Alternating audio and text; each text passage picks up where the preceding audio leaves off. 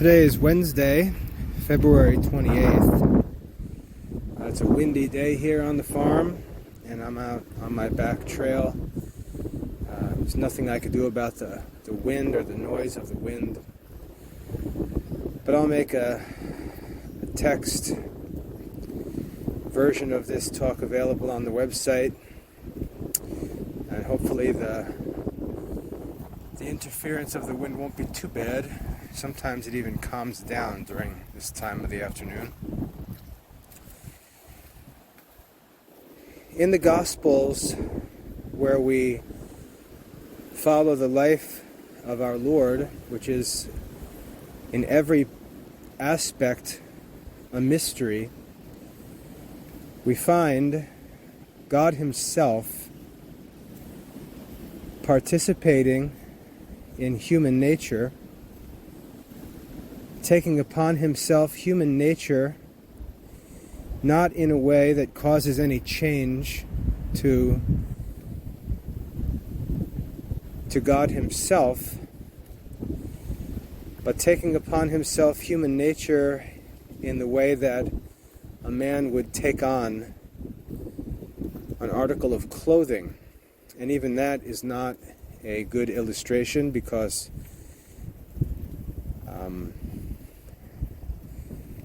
man takes on an article of clothing as a body, but we're saying, by comparison, as a man takes upon himself an article of clothing, so God took upon Himself human nature.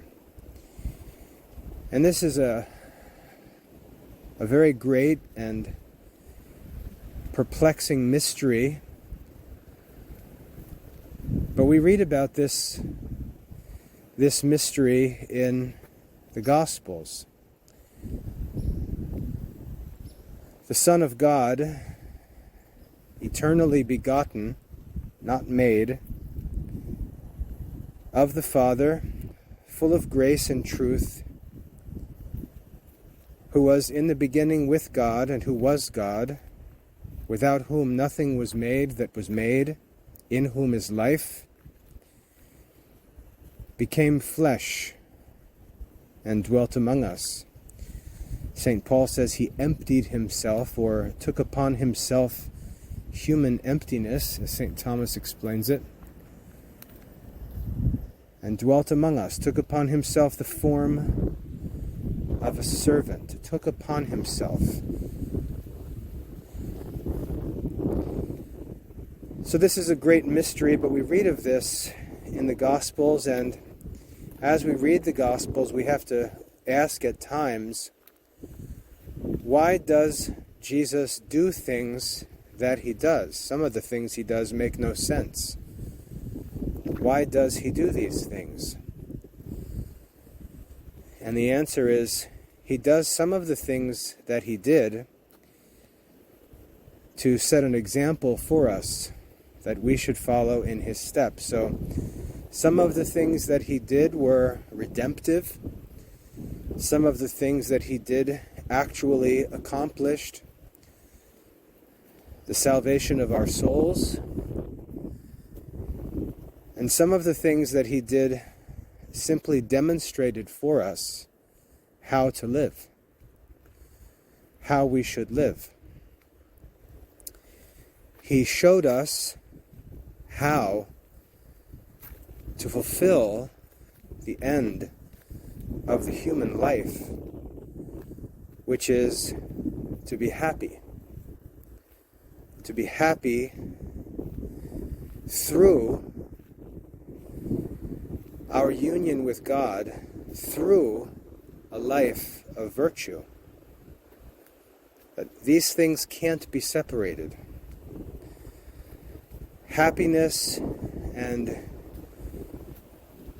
union with God can't be separated. Happiness and union with God and a life of virtue can't be separated. All of these must exist together, and the fundamental fault of a human being is to try to have any of these, especially happiness, without the others. When Aristotle said all men agree on the end of life, which is happiness, but they disagree on what happiness is, the reason why they disagree is because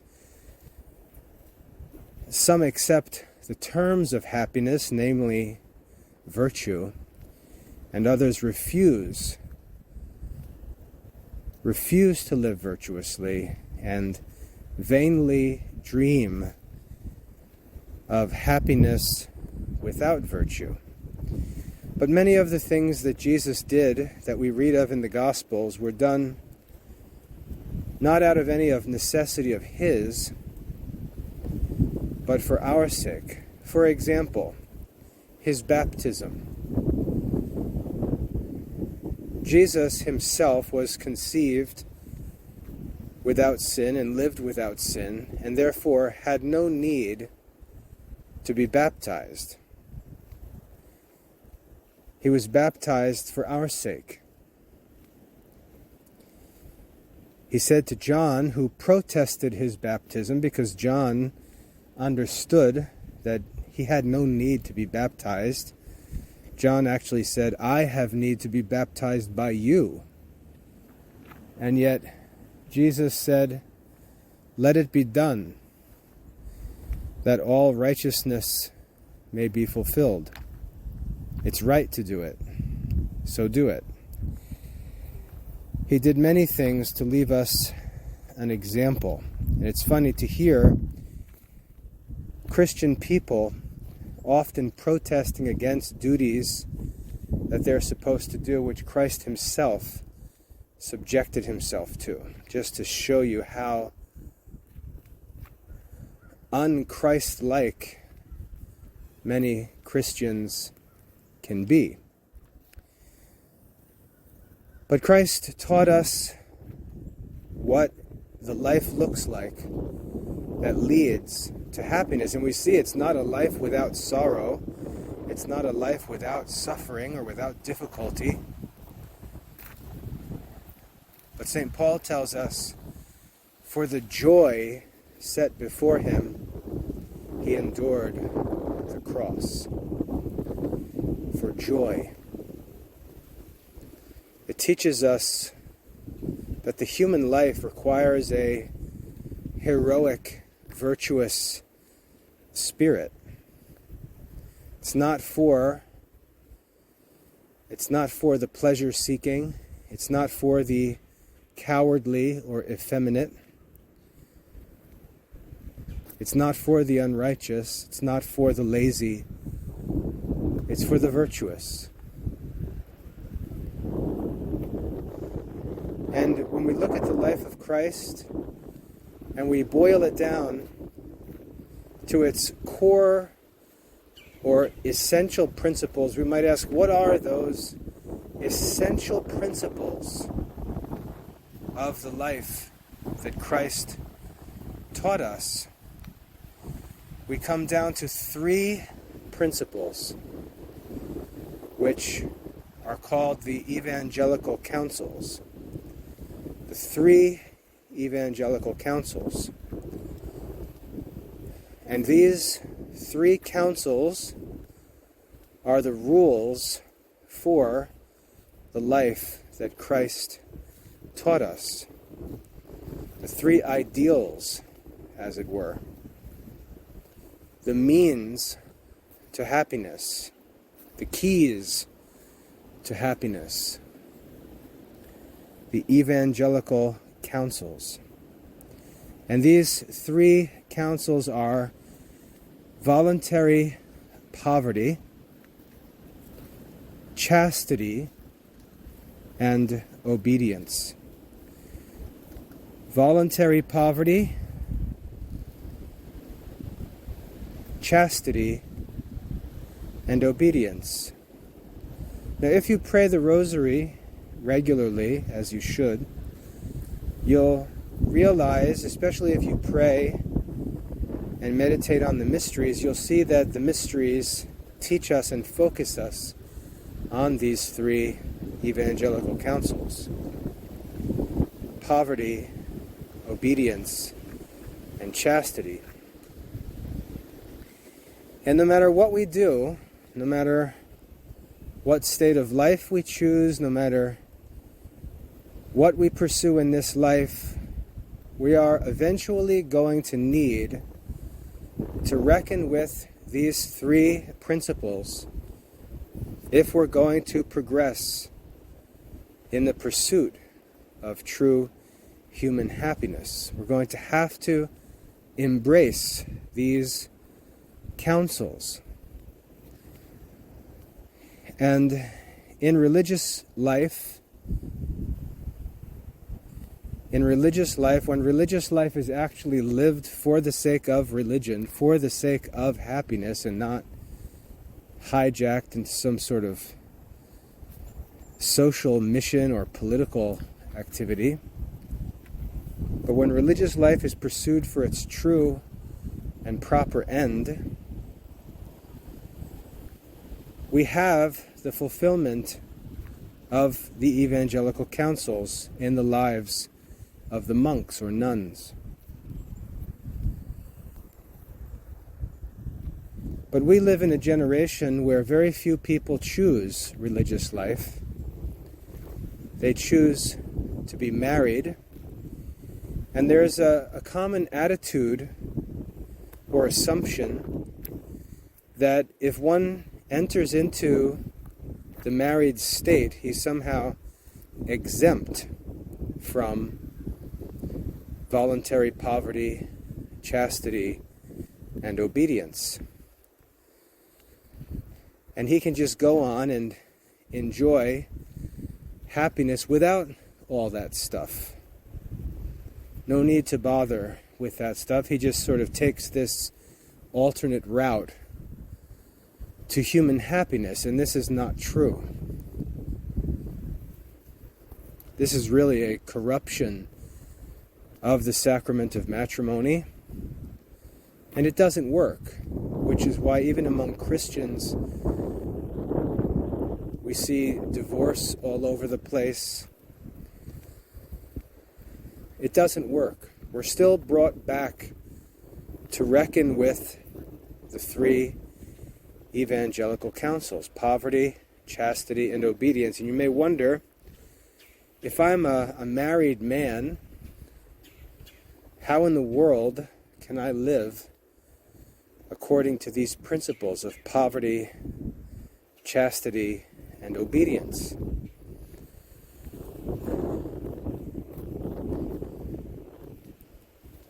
Now, if you're getting your information about married life from the Theology of the Body Institute and people like that, if you're getting your information of these about marriage and married life from these modern Catholic groups or celebrity speakers who are really promoting Protestant ideas about marriage in the name of Catholicism and sort of dressing it up with some references to Pope John Paul II's Theology of the Body discussions, you're gonna get screwed up pretty badly.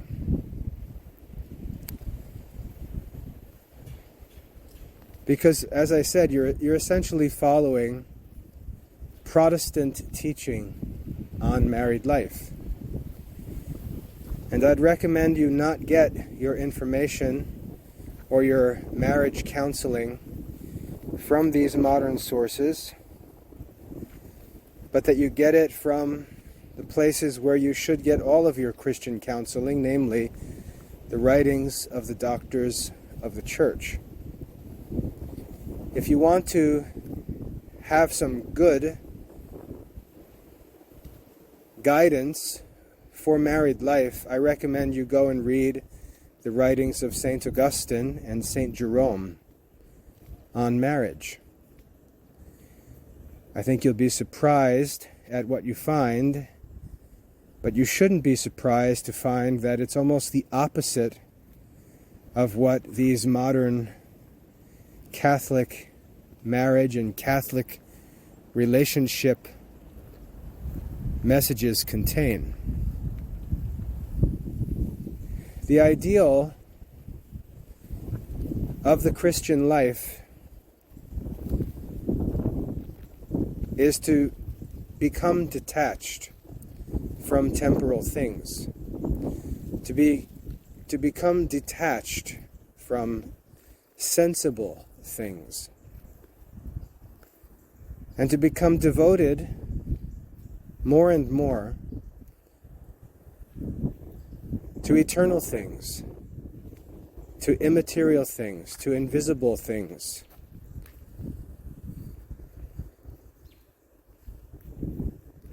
St. Paul wrote, "If you have been raised with Christ, set your mind on things above, where Christ is seated at the right hand of God." That's what you're supposed to focus on. A person following that instruction will not be concerned with cultivating a more physically stimulating or emotionally gratifying marriage relationship. And that's not what marriage is for. Marriage is not to draw more attention to physical pleasure or more attention to emotional gratification, but to protect us from sin, to actually protect us from giving our attention in an inordinate way to these kinds of temporal pleasures.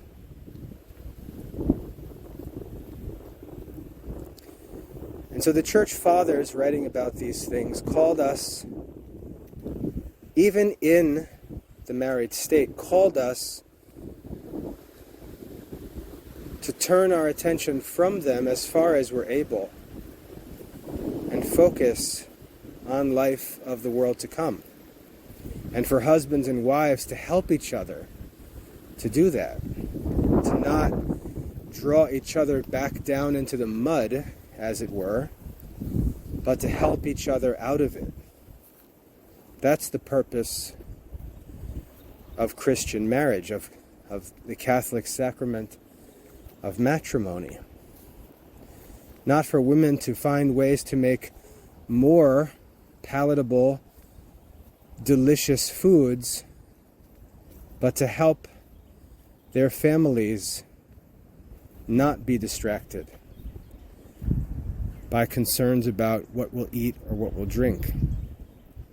And yes, in most modern circles, we find Christians doing the opposite in the name of Catholic marriage and family life, actually seeking out more temporal pleasures, trying to come up with creative new ways to please their taste buds or gratify the lust of the flesh or the lust of the eyes, and so on.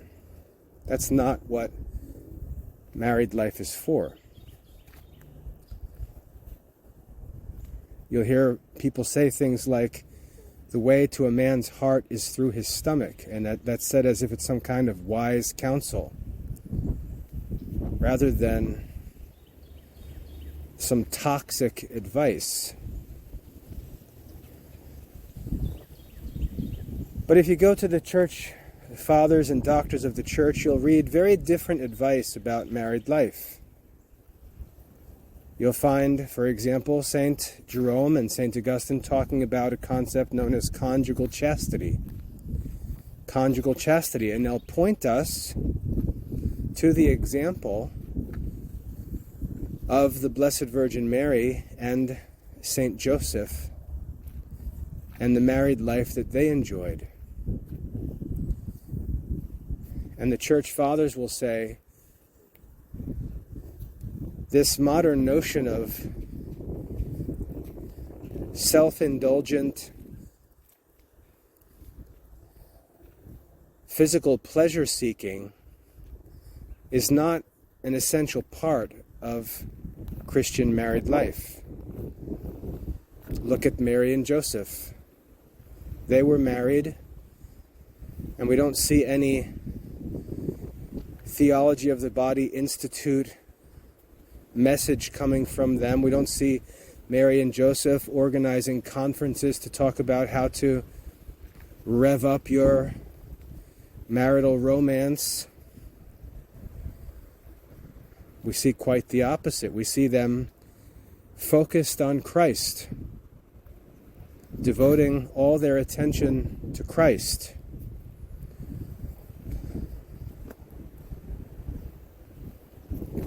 And we read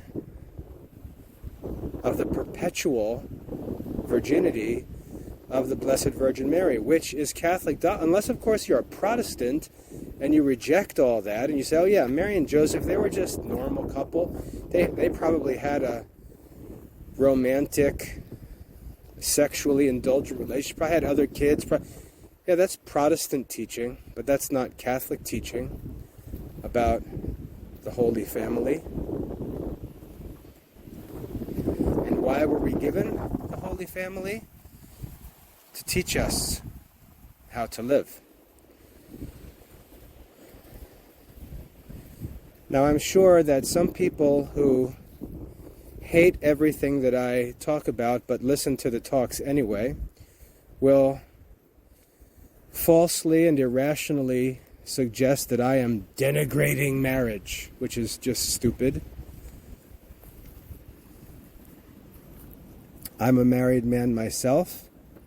I have 10 children. Obviously, I'd be pretty insane to pretend that marriage was some kind of evil in my circumstances. But like Seneca, who when he was writing about the importance of solitude, he said, I came to learn and understand these things later in life, and I teach them so that others may be spared of the mistakes that I made, which I made in ignorance. My wife and I were converts from Protestantism to Catholicism. We converted when we were 30 years old, and we already had 4 children, I think, when we converted, and we converted into the Catholic Church and were just immediately immersed into the modern Catholic message of, oh, the large family, oh, you have a big family, have more kids, have more. We were received into all of that, which we were already familiar with as Protestants, and it took time for me to get into studies and to learn that that's not what the doctors of the Church teach at all. This idea of just manufacturing large clans of kids is certainly not a part of traditional Catholic teaching on morals and holiness. It's just sort of a necessary, or apparently necessary, logical conclusion when you accept the Church's prohibition against artificial contraception, or any kind of contraception, and assume that you're just going to continue with sexual activity, sort of unlimited sexual activity, but deny yourself contraception. That's where this expectation of the large family comes from, but those assumptions are not rooted in any counsel to married people from any doctors of the Church, fathers of the Church, and so on. So there's nothing sinful about marriage. There's nothing sinful about reproduction. There's nothing sinful about having a bunch of kids. But there's more to the Christian life than just avoiding what is positively sinful. There's also the call to perfection and holiness. And you've got to get beyond this idea that as long as you're not committing sins, you're holy. That's not true. That's not true. Just because I'm not using drugs doesn't mean that I am fulfilling my body's potential for health. Just because I'm not sitting around watching pornography or watching sports all evening on television and wasting time sinfully, just because I'm not doing those things doesn't mean that I'm fulfilling the potential for human learning and intelligence. God teaches us to cease doing evil, that's true, but he also says, learn to do good. And so there's more, looking at this life positively, not just thinking like a Protestant about how we can escape hell, but thinking about how we can actually fulfill our end, which is to enjoy happiness. A happiness that's available to us not just in heaven, but here on earth in hope of heaven, and even in the enjoyment of some of the first fruits of that heavenly life. So rather than ask, is this sinful? We need to grow up, as it were, and ask, is this best? Is this best? I talk to students about this because students will ask things like that, like, what should I study? You know, and they'll immediately start making lists of the minimum requirements. And I'll say, you're asking the wrong question. The question is not, what do I have to study? The question you should be asking is, what would be the best thing for me to study? What would be the best thing to study? That's the question you should be asking. Not, is this study program or this school, is this good enough to get me a high school diploma? But is this school or this study, is this the best there is? Is this the best? That's the question we should be asking.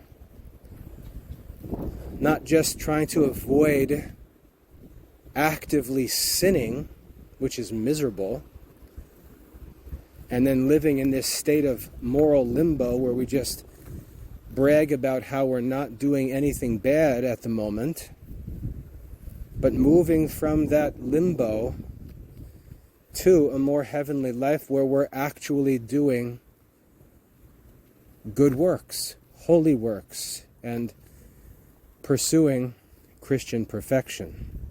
So it's a very different spirit. Not trying to just do what's necessary to pass, but to actually win awards, as it were. And so we can see that very few people actually are interested in that kind of religion. They actually like that minimum requirement teaching. You know, how far can I go in the pursuit of sexual pleasure before I cross the line and am actively sinning? That's what most Christian marriage counseling consists of. You know, how far can we go towards imitating unbelievers without crossing the line?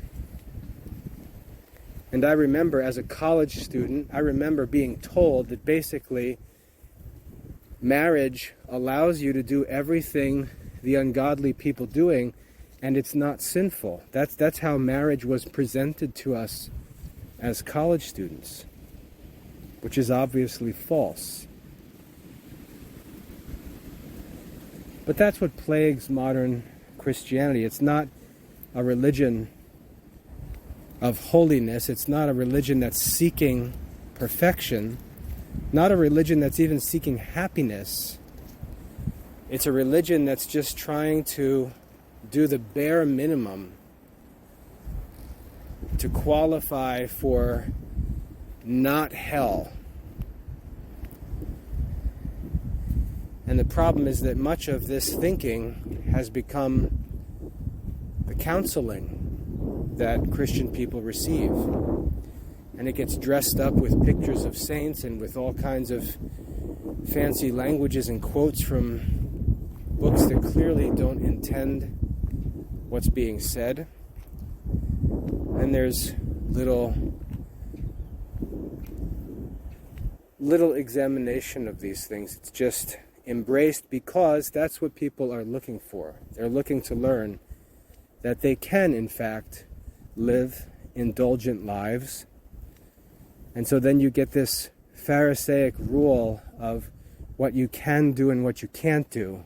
And you've got to split hairs very carefully because you're right on that threshold. You've got to know exactly how many cigarettes is okay and how many is too much. How many glasses of liquor is okay and how much is too much. Because you want to know exactly where that line is so you can get as close to self-destruction as possible. But pretend that you're a conscientious person. That's not how sanctity works. And that's why we should be getting our advice from doctors of the church and saints and not from these goofy modern celebrities. However they even become popular, I don't know. But anyway, we've got to deal with the Evangelical Counsels. So how do they work in married life? This is a question that I've asked myself. How ought I to pursue these things as a married man? And there's one important principle that I've talked about in past talks. One important principle, and it's that you can never, in the name of Christianity or in the name of sanctification, you can never make someone else sacrifice. You can never make someone else sacrifice. That's the mark of fake religion. You can't make someone else sacrifice. So, when I married my wife, when I fathered my children, I took upon myself the burden of providing for their needs. And not just their bare essentials of physical survival, but I took upon myself the burden of providing for their needs according to the golden rule, which is to do to others as I would have others do to me. So to do so generously, to do so kindly and proactively, and so on. I want my wife to be happy. I want my wife to be comfortable and healthy, well provided for, and so on. And when I provide for my wife, I leave it up to her to make sacrifices that she'd like to make. But I don't force her to sacrifice to lighten my load. And the same with my children. I want to provide for my children generously, while modeling for them a life of detachment. And so, when we consider this first evangelical counsel of voluntary poverty, the key word is voluntary. That it's not an involuntary poverty. It's not a poverty. It's not a poverty caused by laziness. It's not a poverty caused by an inability to succeed in the market. It's not a poverty caused by foolishness. It's not a poverty caused by prodigality. It's a voluntary poverty, which could be, I think, better described as a detachment from material things. A disinterest, a despising of material things. A disinterest in them. And this isn't some crazy idea of mine. We pray for this grace. We pray for this virtue in the Rosary. When we pray and meditate on the Nativity, we explicitly pray that through this mystery of the Nativity and through the intercession of the Blessed Virgin Mary, we would receive this grace of a detachment from worldly things and a love of poverty. So this isn't some wild idea. This is basic Catholicism. Detachment from worldly things and a love of poverty. That's the idea. Now, when we talk about voluntary poverty, we're not necessarily talking about Mary and Joseph, because they're giving birth to Jesus in the stable or in the barn was not their choice, was not voluntary. And I don't think we should focus on them as we meditate on the Nativity. It was the will of Christ himself to be born in the stable, to model for us that detachment, to model for us that love of poverty. Christ is the example of voluntary poverty. What did Christ own? What did Christ seek or talk about in terms of material things? Nothing. He doesn't even talk about it because he's detached.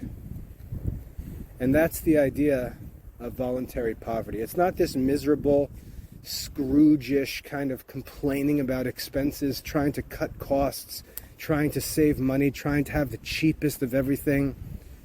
That disgusting, miserly character is not voluntary poverty. The Walmart spirit, where you try to have more for less, that's not voluntary poverty. Getting yourself, the cheapest smartphone you can find, and then boasting about how you saved money, that's not detachment. That's just miserliness.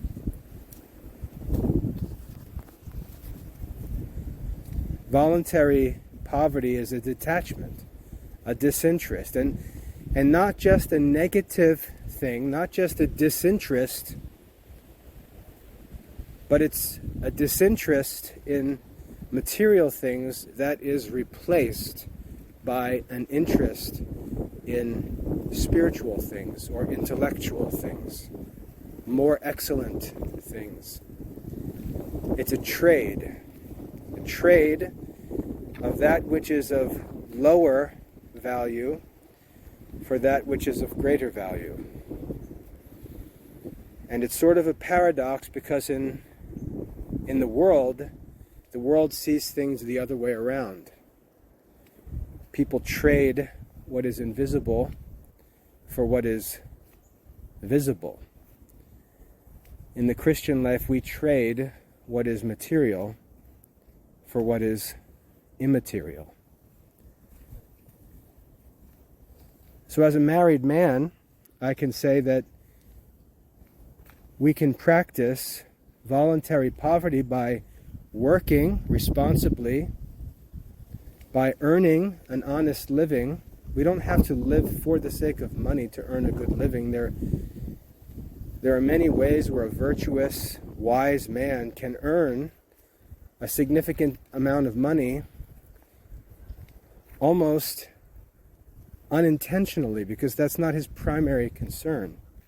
A good example of this would be Thomas More.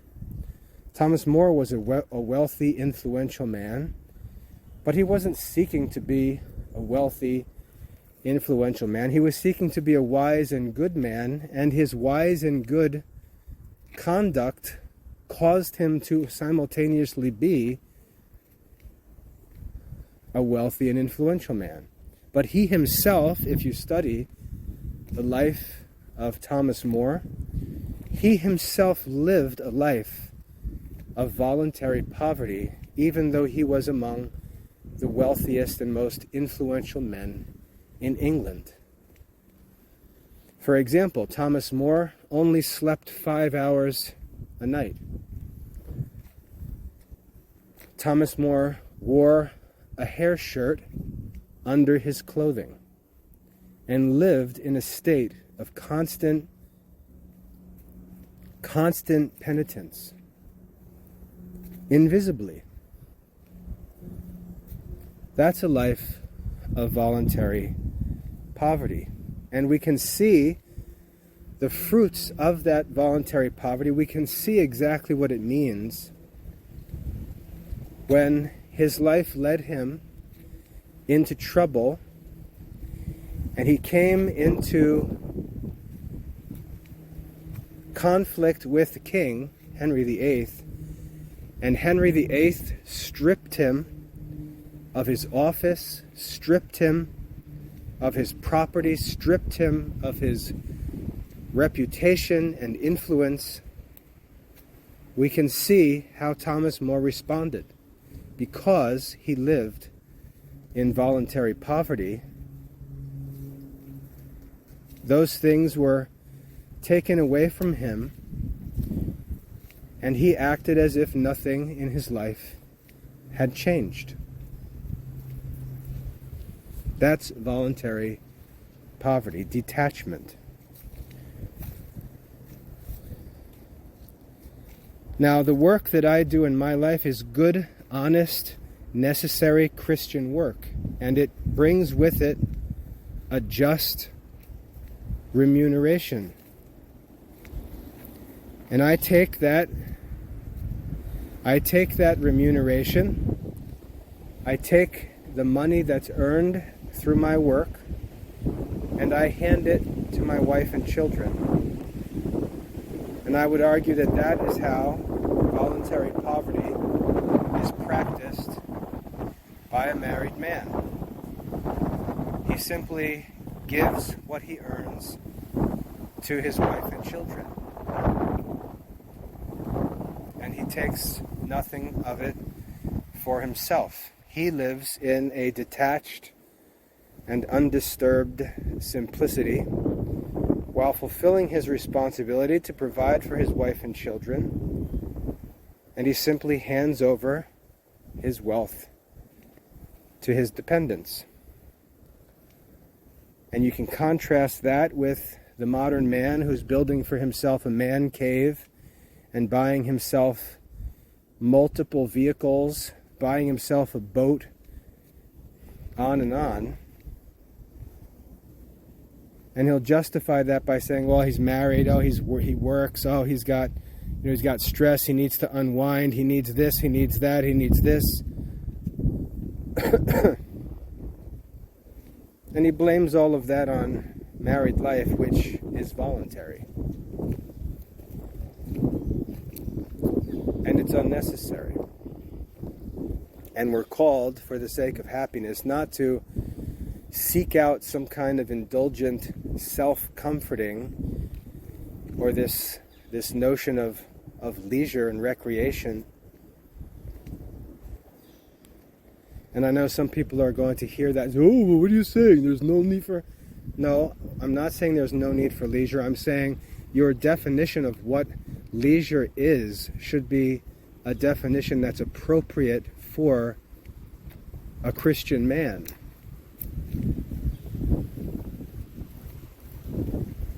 So just because we have the word leisure in our vocabulary, and just because you can copy and paste a quote where someone uses the word leisure and says that it's good, it doesn't justify anything that you call leisure.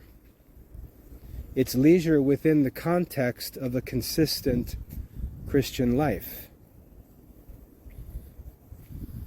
But I don't doubt that the comments will come from those who read a book about leisure and imagine that that justifies a life of self-indulgence. No, it's a life of Christian leisure.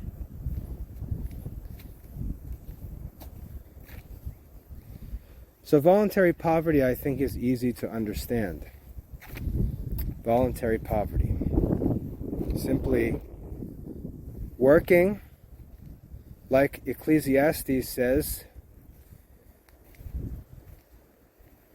working with all your might to do as much good as possible, and recognizing that there's a just and necessary material remuneration for the work that's done. But giving that remuneration to your wife and children rather than pretending like it's your own spending money to use to indulge your own desires. Choosing to live in voluntary poverty, simplicity, detachment from material things. You know, what you pray for when you pray the rosary. So I see no contradiction between married life and voluntary poverty. Secondly, we have the counsel of chastity. We have the call to chastity. Now, what's interesting about chastity is when people commonly talk about chastity, they often think only of the physical aspects of a chaste life. They say, well, let's say voluntary celibacy, they think of denying yourself sexual pleasure, that there's something intrinsically valuable of living without pleasure, of denying yourself any kind of physical or sexual pleasure, and they imagine that that is the good of celibacy, just this life where one refuses the pleasures of the body. But that's only one part of what should be considered when we think about celibacy or chastity. There's a lot more wrapped up in this virtue of chastity. First of all, as I said, with poverty, there's a detachment from material things, not so that we can talk about how we've detached ourselves from material things, not so we can talk about what we don't have or what we've given up. The purpose of the detachment from material things is to be able to attach ourselves more to spiritual things. And the same is true with chastity. The goal of a voluntary chastity is not to simply sit in the corner and talk about how long it's been since we had any sexual pleasure, but to turn our attention away from the pursuit of physical pleasure to the pursuit of more excellent things. And so the real goal of chastity is to do better things instead. To do better things. So for example, and I don't mean to get personal or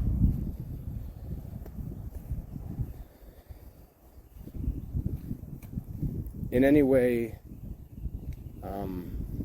intimate here, but let's say it's time for bed and you can choose to go and try and encourage your wife to go to bed and cuddle in bed for a while, watch a movie, enjoy some comforting marriage time together. But you could also do some other things. You could also pray together. You could also stay up and study. You could also stay up and do some necessary work, or read something, or do something together that's better, that's more noble, more virtuous, holier, more beneficial for others, and so on. If you're not going to pursue something better, if you're not going to replace the pursuit of your own pleasure with something more excellent, then you're just going to sit there wringing your hands and like keeping a journal of how many times you've denied yourself pleasure. And that's not the purpose of chastity. It's to do better things, to devote yourself to better things. Maybe it would be better for you and your wife to spend more time with the children, to do things with the kids. Maybe you'd be able to take on new projects or get involved in Christian works. If you would take less time trying to find new ways to please yourself physically. You can see the idea here.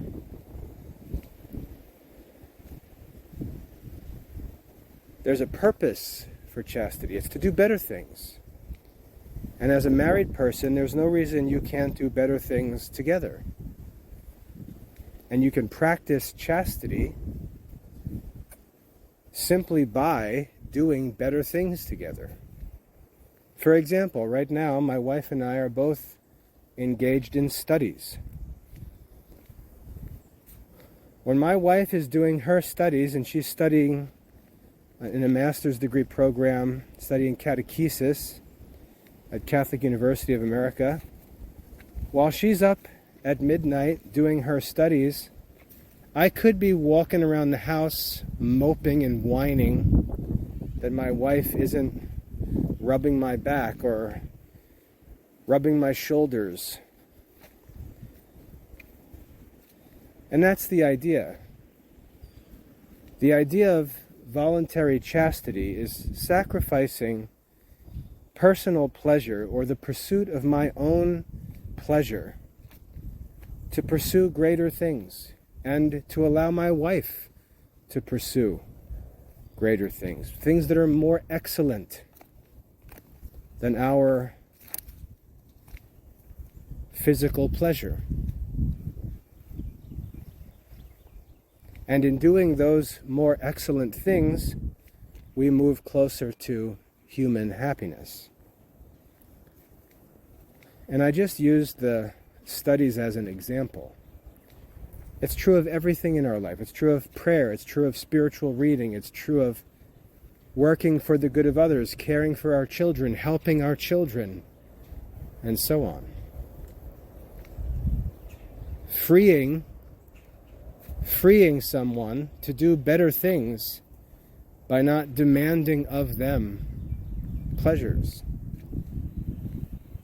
That's the only context in which chastity could exist anyway, because sexual pleasure outside of married life is never permitted.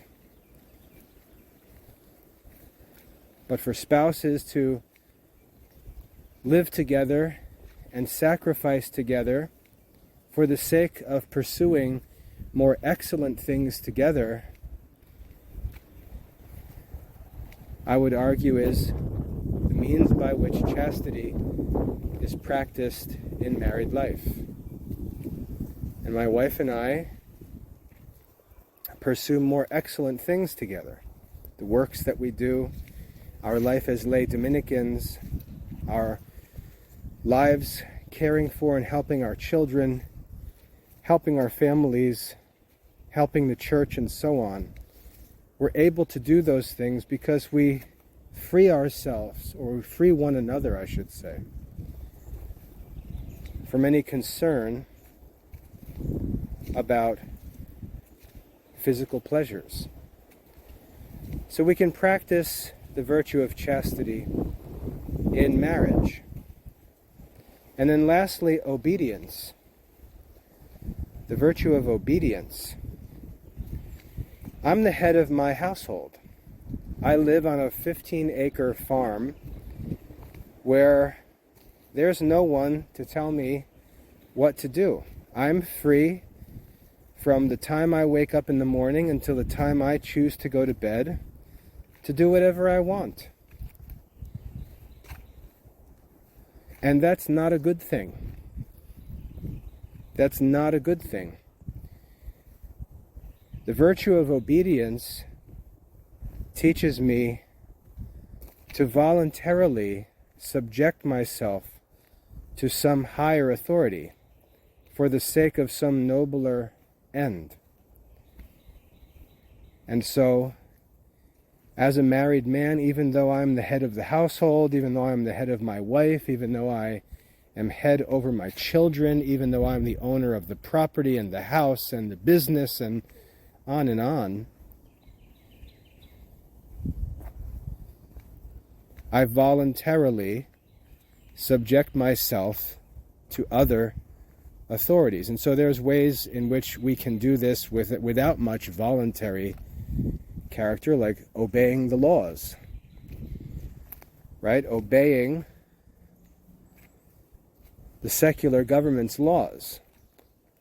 Obviously, that's a part of obedience, but it's not very voluntary because I don't really have an option. However, obeying the laws when there's no likelihood of getting caught disobeying the laws is a voluntary obedience, and you can see that virtue. Voluntarily obeying the laws, even when the government has no means of enforcing them. That's a virtue. And it's a virtue, and it serves our happiness because it allows us to live with a good conscience. Subjecting myself to the authority of the church. When you listen to these crazy Catholics criticizing popes and bishops, you see people who do not practice the virtue of voluntary obedience. When you read about the saints and you see a saint like Padre Pio commanded by his superior to do something, even when it's not necessarily right, and submitting to the will of his superior, you see the exercise of the virtue of obedience. This is the virtue of the soldier, to follow orders, to not imagine like some social media wacko that every single decision made in the government or military is subject to his approval, but to hear a word from his superior and respond with, "Yes, sir," and do it. That's obedience. And what we're called to by Christ is not simply some obedience in the face of threats of imprisonment or penalties and so on. Not obedience for the sake of, you see, not for the sake of some material end, which is an inferior end, but for a higher end, namely the spiritual end of obedience, which is a good conscience, which is social order, setting a good example, and so on. We're called to voluntary obedience. And so if my bishop said that from now on, all Catholics need to come to church and they need to wear blue flip-flops, I would tell my wife to pick me up a pair of blue flip-flops, because I desire to practice the virtue of voluntary obedience.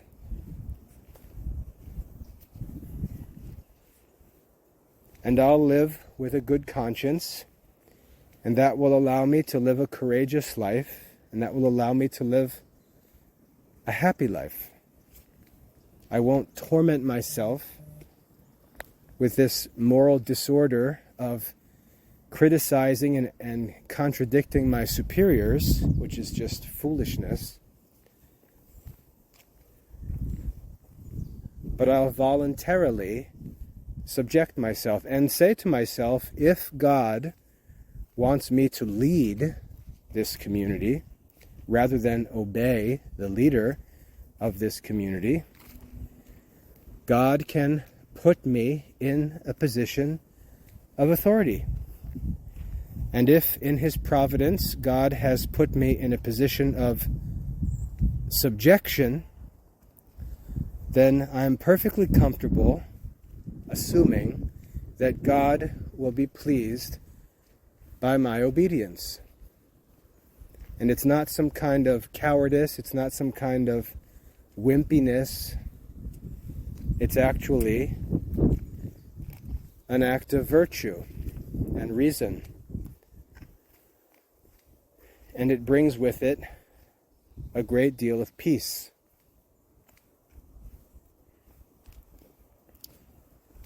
And so we can live with voluntary obedience. We can voluntarily subject ourselves to rules that are not necessary. For example, I voluntarily subjected myself to the rule of the Third Order of St. Dominic.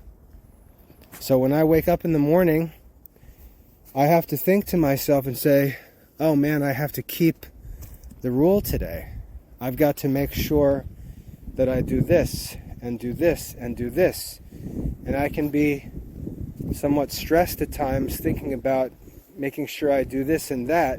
And you say, dude, you're the head of the household here. Why do you act like you've got to obey some rule? Well, it's because of voluntary obedience. Voluntary, because you know what?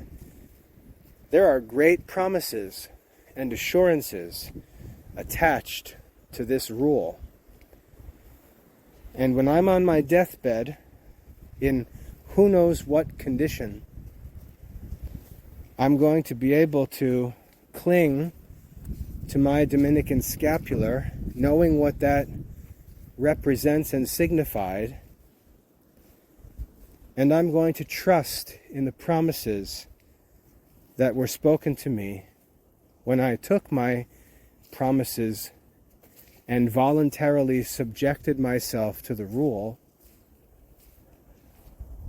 of the family of St. Dominic. It's for the sake of a good conscience. It's for the sake of happiness and assurance and hope. Not in times of prosperity, but for times when things are difficult. Voluntary obedience. We see this modeled for us all through the life of Christ, and Christ teaches us this spirit explicitly. He says, when you're invited to a banquet, take the lowest seat at the table, which, when you see Catholics criticizing popes and bishops, you can see that they don't practice what Jesus taught. And he tells the embarrassing story of the man who promotes himself to the top seat and then has to be told, what are you doing, you wacko? Get out of here. Go sit over there. Jesus would spare us this humiliation, and he says, no, that's not appropriate. That's not virtuous. When you're invited to a banquet, take the lowest seat. And if you are actually significant, if you are actually known to the master of the banquet, if anyone is actually interested in knowing what you think, they'll call you up. They'll call you up to a higher seat. You don't call yourself up to a higher seat. So sit down and be quiet. Take your low seat. That's the spirit of a Christian.